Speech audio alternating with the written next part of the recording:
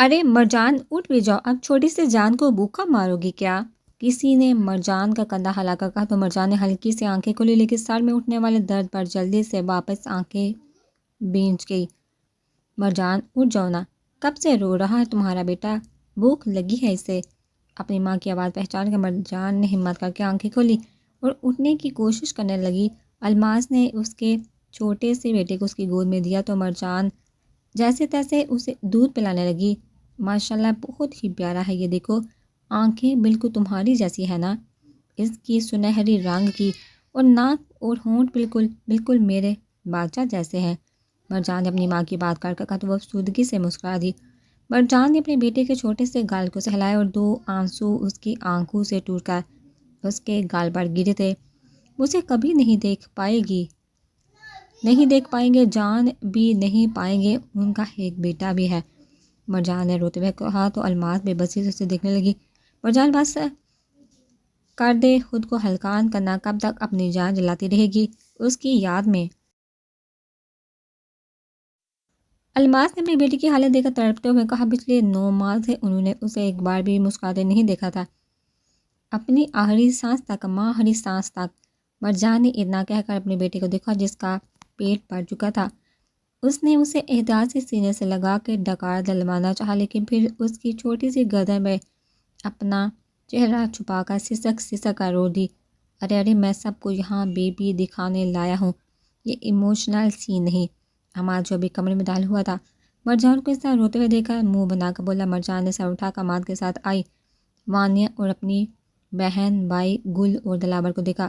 وانیہ، اسے لے لو بیبی، یہ تو اسے اپنے جیسا روندو بنا دے گی، عماد نے شرارت سے کہا تو وانیہ مسکرا کر مرجان کے پاس آئی، اپنے دوست کو گلے سے لگا کر مبارک دینے کے بعد اس نے بچے کو اٹھایا، اسے لے کر گل اور دلاور کے پاس آئی جو اپنے بانجے کو دیکھنے کے لیے بے چین ہو رہے تھے۔ ماشاءاللہ کتنا پیارا ہے نا، یہ بالکل میرے جیسا لگتا ہے، گل نے اسے باہوں میں لیتے ہوئے کہا۔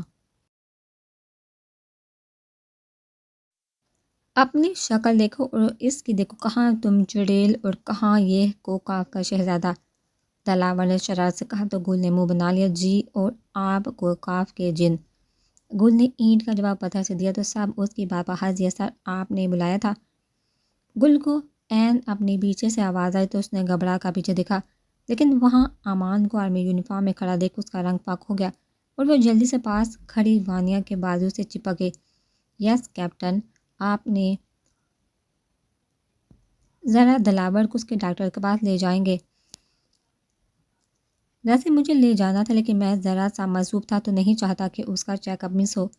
امان نے فوراً ہاں میں سر ہلایا اور دلاور کو ساتھ آنے کا اشارہ کیا۔ گل تم بھی چلو ساتھ، دلاور نے شرارت سے کہا۔ وہ جانتا تھا اس کی بہن امان سے بہت ڈرتی تھی، خاص طور پر تب جب وہ یونیفارم آرمی میں ہوتا تھا۔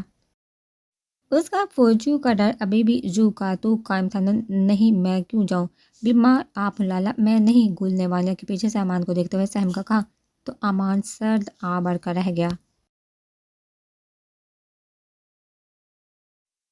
دیکھنا ساری زندگی اسی یونیفارم میں مجھے دیکھ کر گزارو گی تو میری نیلی آنکھوں والی گڑیا۔ امان نے خود کلامی کی اور دلاور کو آنے کا اشارہ کرتا باہر چلا گیا۔ گل نے سوکھ کر سانس لیا۔ عماد وانیہ کے پاس آیا اور مسکرا کر بچے کو دیکھنے لگا۔ نام کیا سوچا ہے اس کا؟ عماد کے پوچھنے پر مرجان نے اپنے آنسو پوچھے۔ کچھ نہیں، عماد نے منہ بنا کر اسے دیکھا۔ میں رکھ لوں؟ مرجان نے مسکرا کر فوراً ہاں میں سر ہلایا۔ ضرور لالا، عماد نے مسکرا کر بچے کی جانب دیکھا۔ قلب عبداللہ، ہمارے عبداللہ کا دل۔ عماد کی بار بار کتنے ہی آنسو مرجان کی آنکھوں سے بہے تھے۔ وانیہ نے قلب کو امان کو پکڑا اور مرجان کے پاس آ کر اسے سینے سے لگا لیا۔ سب ٹھیک ہو جائے گا مرجان، دیکھنا سب ٹھیک ہو جائے گا۔ وانیہ نے بے بسی سے عماد کی جانب دیکھا، جیسے نزدو سے ہی اسے سے التجا کری ہو کہ کچھ کرے۔ وقت ریت کی مانند سیکتا گیا۔ ویرا نے مزید 1 سال اس قید میں گزار دیا تھا۔ ہر پل کوٹھی کے اس اندھیرے میں بیٹھا وہ یہی سوچتا رہتا تھا کہ مرجان اور اس کا بیٹا کیسے ہوں گے، وہ کیسی شرارتیں کرتا ہوگا، مرجان کو زیادہ ستاتا تو نہیں ہوگا۔ عماد نے اسے بتایا تھا کہ اس نے اس کے بیٹے کا نام قلب رکھا ہے اور ویرا تو بس اس کو اور مرجان کا یاد کر کے اپنی زندگی کاٹے جا رہا تھا۔ ویرا جو کچھ جانتا تھا وہ سب آرمی کو بتا چکا تھا، جس کا آرمی کو بہت زیادہ فائدہ ہوا تھا۔ لیکن اس کے تعاون کے باوجود وہ ویرا کو آزاد نہیں کرنا چاہ رہے تھے۔ ایک دہشت گرد جسے عمر بھر قید کی سزا سنائی گئی ہو، اسے آزاد کرنا کہاں آسان تھا۔ اب تو ویرا بھی یہی سوچتا تھا، اسے اپنی ہر سانس اس کال کوٹری میں سسک سسک کا گزارنی تھی، اور اب سے اپنی یہ سزا منظور تھی، وہ اسی کے قابل تھا۔ اہم اہم کسی کے کھانسنے کی آواز پر ویرا نے آنکھیں کھول کر دیکھا تو ہلکی سی روشنی میں اساماد کھڑا ہوا نظر آیا۔ جلدی سے اٹھ کر مجھ سے گلے ملو، اپنے باپ سے لڑ کر بہت جدوجہد کے بعد تھوڑا سا ٹائم ملا ہے مجھے، عماد نے بازو پھیلا کر کہا۔ تو ویرا نے حیرت سے اسے دیکھا اور پھر گہرا سانس لے کر کھڑے ہوتے ہوئے اس کے گلے سے لگ گیا۔ اب مبارکباد ہو مجھے۔ کس بات کی؟ ویرا نے حیرت سے پوچھا تو عماد ہلکا سا ہنس دیا۔ اللہ نے مجھے بھی اپنی نعمت سے نوازا ہے، بیٹا دیا ہے مجھے۔ ویرا عماد سے دور ہوا اور اس کے چہرے کی خوشی دیکھ کر مسکرا دیا۔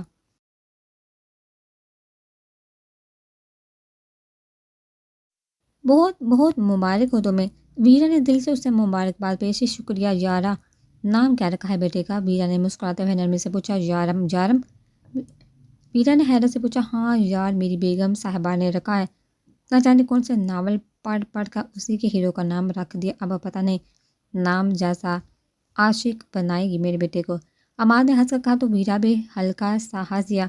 دیکھنا تمہارا اور میرا بیٹا بڑے ہوگا سب سے اچھے دوست بنیں گے، زیادہ نہیں، بس 1 سال کا ہی فرق، لیکن پھر بھی ان کی دوستی مثالی ہوگی۔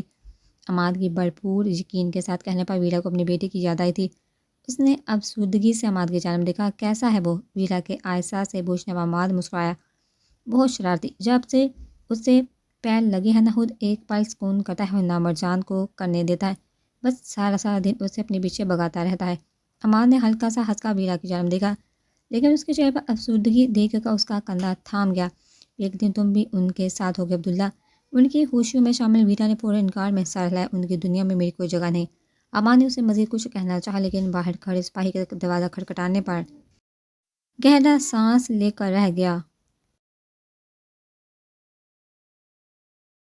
ایک تو یہ قسم سے میرا باپ جنرل نہ ہوتا تو کب کا نوکری سے نکال چکے ہوتے یہ لوگ مجھے، عماد نے ہنستے ہوئے کہا اور اپنا ہاتھ ویرا کے کندھے پر رکھا۔ میں سب ٹھیک کر دوں گا ویرا، بس مجھے وقت چاہیے۔ عماد کی تسلی پر ویرا نے کوئی جواب نہیں دیا۔ عماد آخری نگاہ اس پر ڈالتا وہاں سے چلا گیا اور ویرا پھر سے دیوار کے ساتھ بیٹھ کر ٹیک لگا گیا۔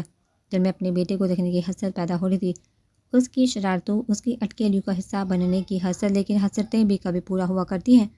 جنرل شہید پریشانی کے عالم میں اپنے دفتر میں ٹہل رہے تھے۔ انہوں نے عماد کو اپنے پاس بلایا تھا، لیکن ابھی تک وہ وہاں نہیں آیا تھا۔ میں آئی کام ان سر؟ عماد کی آواز پر انہوں نے بے چینی سے دروازے کی جانب دیکھا اور ہاں میں سر ہلایا۔ عماد نے اندر آ کر محسوس انداز میں انہیں سلوٹ کیا تھا، لیکن ان کے چہرے پر پریشانی دیکھ کر پریشان ہوا۔ کیا ہوا بابا، سب ٹھیک تو ہے؟ جنرل شہید نے انکار میں سر ہلایا۔ سب ٹھیک نہیں عماد، یہ دیکھو۔ انہوں نے میز پر پڑا لیپ ٹاپ عماد کی جانب گھمایا، جس میں ایک ویڈیو چل رہی تھی۔ اس ویڈیو میں ایک بچہ بری طرح سے رو رہا تھا، جبکہ ایک نقاب پوش اس کی گردن پر چاقو رکھے اس کے پیچھے کھڑا تھا۔ کرنل صاحب، اپنے بیٹے کی جان پیاری ہے تو فوج سے کہو کہ جو دہشت گرد ویرا ان کی گرفت میں ہے اسے ہمیں دے دیں، ورنہ… اتنا کہہ کر نقاب پوش نے چاقو بچے کی گردن پر مزید مضبوطی سے رکھا تو بچہ سسک سسک کر رونے لگا اور ساتھ ہی وہ ویڈیو ختم ہو گئی۔ یہ سب کسی نے کرنل جواد کے بیٹے کو اغوا کر لیا ہے اور بدلے میں ویرا کو مانگ رہے ہیں، ساتھ ڈریس بھی بھیجا ہے انہوں نے جہاں ویرا کو لانے کا کہا ہے۔ جنرل شہید نے ایک پرچی عماد کو دیتے ہوئے کہا، جہاں خیبر پختونخوا کے ایک علاقے کا پتہ تھا، اگر ہم نے ان کی بات نہ مانی تو وہ جنرل کے بیٹے کو نہیں چھوڑیں گے۔ عماد نے پریشانی سے اپنا ماتھا سہلایا۔ تمہیں کیا لگتا ہے عماد، وہ لوگ ویرا کو چھڑوانا چاہ رہے ہیں؟ عماد نے فوراً اپنا سر انکار میں ہلایا۔ وہ جانتے ہیں کہ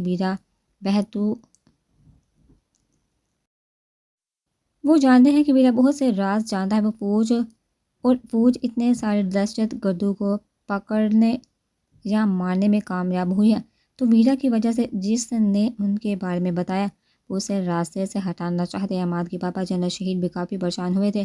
کیا فیصلہ لیا جا رہا ہے اس بارے میں؟ عماد نے اس طرح سے پوچھا۔ وہ لوگ ویرا کو انہیں دینے کے بارے میں سوچ رہے ہیں۔ اس بات پر عماد پریشانی سے کمرے میں ٹہلنے لگا۔ اسے کچھ بھی سمجھ نہیں آ رہا تھا کہ وہ کیا کرے۔ ایک جانب ایک معصوم بچی کی زندگی کا فیصلہ تھا تو دوسری جانب اس کا دوست مجھے ویرا سے ملنا ہے اسی وقت۔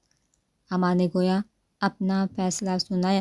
تم جانتے ہو عماد، تمہارا اس سے ملنا کتنا ڈینجر ہے۔ اگر آرمی کو پتہ چل گیا تم اپنے آئیڈینٹی ظاہر کر چکے ہو تو تمہیں نوکری سے نکال دیا جائے گا۔ جانتا ہوں اور مجھے پرواہ نہیں، عماد نے سنجیدگی سے کہا۔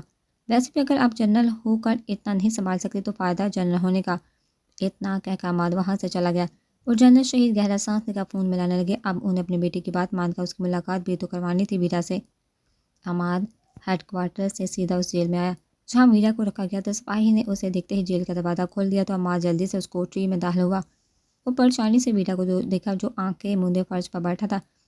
اس کی آہٹ پر آنکھیں کھول کے ویرا نے اسے دیکھا اور ہلکا سا مسکرا دیا۔ کافی جلدی واپس ملنے نہیں آگے تم؟ ابھی چند دن پہلے ہی تو آئے تھے۔ عماد جب سے اپنی آنکھیں موند گیا، اسے سمجھ نہیں آ رہا تھا کہ وہ ویرا کو سب کیسے بتائے، کیا بات ہے۔ ویرا نے ہی پوچھا تو عماد نے ہمت کی اور ساری بات ویرا کو بتائی، جسے سن کر ویرا بھی گہری سوچ پہ ڈوب گیا تھا۔ تمہیں کیا لگتا ہے کون ہے یہ لوگ؟ کچھ سوچ کر ویرا نے انکار میں سر ہلایا۔ نہیں جانتا، جس کے بارے میں جانتا تھا میں پہلے ہی بتا چکا ہوں۔ اس بات پر عماد نے پریشانی سے اپنے چہرے پر ہاتھ پھیرا۔ آرمی تمہیں ان کو دینے کا سوچ رہی ہے؟ اس بات پر ویرا کے ہونٹ پر ہلکی سی مسکراہٹ آئی۔ اچھی بات ہے۔ اچھی بات ہے؟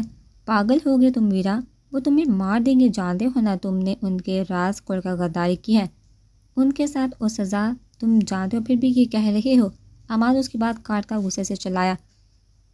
تو کیا چاہتے ہو تم؟ ویرا نے سنجیدگی سے پوچھا۔ مجھے نہیں پتا، لیکن میں تمہیں یوں بلی کا بکرا نہیں بننے دوں گا۔ بگا دوں گا، تمہیں دور بھیج دوں گا جہاں تم پھر سے جی سکو۔ عماد کی بابا ایک طنزیہ مسکراہٹ ویرا کے ہونٹوں پر آئی۔ اور اس بچے کا کیا؟ وہ آرمی کی ذمہ داری ہے، تمہاری نہیں۔ ہم کچھ نہ کچھ کر کے اسے بچا لیں گے۔ عماد نے حل نکالا۔ نہیں عماد منگش، تم ان لوگوں کو نہیں جانتے جو وقت انہوں نے دیا ہے اسے سے ایک پل کی دیری اور وہ اس بچے کو مار دیں گے اور پھر نیا شکار ڈھونڈنے نکل پڑیں گے۔ ویرا نے اسے اس بچے کے انجام سے آگاہ کیا تھا۔ تو کیا کروں ویرا، تم یوں مرنے کے لیے چھوڑ دوں؟ عماد کے سوال پر ویرا ہلکا سا مسکرا کر اپنی جگہ سے اٹھا اور خود پر بندی زنجیر کو ساتھ گھسیٹا اس کے پاس آیا۔ میری زندگی کا کوئی مقصد نہیں عماد، میں ہوں یا نہ ہوں اس سے کوئی فرق نہیں پڑتا، لیکن وہ بچہ تمہاری قوم کا سرمایہ ہے، میرے بدلے اس کی جان گنوانا بہت بڑی بیوقوفی ہے۔ ویرا ایک پل کو رکا اور پھر ہلکا سا ہنس دیا۔ ویسے بھی میں کوئی نیک فرشتہ نہیں جو میری پرواہ کی جائے، میں گناہ گار ہوں عماد، اور گناہ گار کو سزا ملتی ہے۔ عماد نے نامعقول سے اس کی جانب دیکھا۔ اور مرجان کا کیا، تمہاری اولاد کا کیا؟ اسے یتیم کرنا اس کے ساتھ زیادتی نہیں؟ مرجان اس لیے زندہ ہے کہ وہ جانتی ہے تم زندہ ہو، اگر تمہیں کچھ ہو گیا تو کیا ہوگا اس کا؟ ویرا، عماد کے سوالوں کا ویرا کے پاس کوئی جواب نہیں تھا۔ میں ایسا نہیں ہونے دوں گا، تم تیار ہے نا ویرا؟ میں تمہیں یہاں سے بھگا دوں گا۔ اتنا کہہ کر عماد وہاں سے جانے لگا۔ عماد، میں نہیں بھاگوں گا۔ پہلے بھی اگر بھاگنے کی بجائے بہادری دکھائی ہوتی، اپنے باپ کا بدلہ لینے کی بجائے ان کے لیے انصاف تلاش کیا ہوتا تو آج میں یہاں نہیں ہوتا۔ اب میں پھر سے نہیں بھاگوں گا۔ عماد نے پلٹ کر ویرا کو دیکھا۔ وہ جانتا تھا کہ وہ کچھ بھی کر لے، ویرا اپنی بات سے پلٹنے والوں میں سے نہیں تھا۔ اب اسے کسی نہ کسی طرح اپنے دوست کی حفاظت کرنا تھی۔ مرجان جان لوٹاتی نگاہوں سے اپنے 1 سالہ بیٹے قلب کو دیکھ رہی تھی، جو دلچسپی سے بھرپور سوئے یارم کو دیکھنے میں مصروف تھا۔ ابھی کچھ دیر پہلے وہ وانیہ سے ملنے اس کے گھر آئی تھی۔ ایسا کر کے اس کی اپنی تنہائی بھی دور ہوتی تھی اور قلب بھی یارم کے ساتھ بہت خوش رہتا تھا۔ قلب نے یارم کی بند پلکوں کو چھوا تو مرجان مسکرا دی۔ اس کا بیٹا ہی تو اس کے جینے کا سہارا تھا، اگر وہ نہ ہوتا تو شاید مرجان سسک کر مر جاتی۔ کیا سوچ رہی ہو؟ وانیہ جو یارم کے پاس ہی نیم دراز سے مسکرا کر پوچھنے لگی۔ سوچ رہی ہوں اگر اللہ مجھے قلب نہ دیتا میرا کیا بنتا؟ مرجان کی بابا وانیہ کے ماتھے پر بال آئی۔ کیوں نہ دیتے اللہ تعالیٰ اسے تمہیں؟ مرجان، اولاد ہی ہمارے لیے سب کچھ ہوتی ہے، خدا نے نعمت سے نوازا ہے تو اس کا شکر ادا کرو، وانیہ نے اسے سمجھایا۔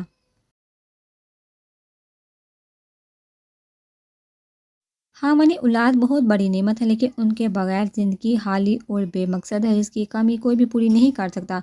یہ بات کہتے ہوئے مرجان کی آنکھوں میں آنسو آئے تو وانیہ نے اس کے ہاتھ پر اپنا ہاتھ رکھا۔ میں سمجھ سکتی ہوں مرجان، وانیہ نے نرمی سے اس کا ہاتھ دبا کر کہا اور پھر مسکرا کر قلب کو دیکھا جو سوئے ہوئے یارم کی آنکھیں کھولنے کی کوشش کر رہا تھا۔ وہ سویا ہوا ہے نا حالانکہ جان؟ ابھی نہیں اٹھے گا، وانیہ نے پیار سے کلب کو بتایا۔ تو کلب نے اپنی بڑی بڑی سنہری آنکھوں سے وانیہ کو دیکھا اور پھر ایک تھپڑ یارم کے منہ پر مارا، جس سے یارم بلبلا کر رونے لگا۔ کلب مرجان نے اپنے بیٹے کی حرکت پر حیرت سے اسے دیکھتے ہوئے کہا اور پھر اسے اپنی باہوں میں اٹھا لیا۔ بیبی آتا، کلب نے یارم کی جانب اشارہ کرتے ہوئے کہا تو اس کی بات سمجھ کر وانیہ کہہ لگا کہ ہنسی، یعنی وہ اسے تھپڑ مار کر اٹھانے میں کامیاب ہوا تھا۔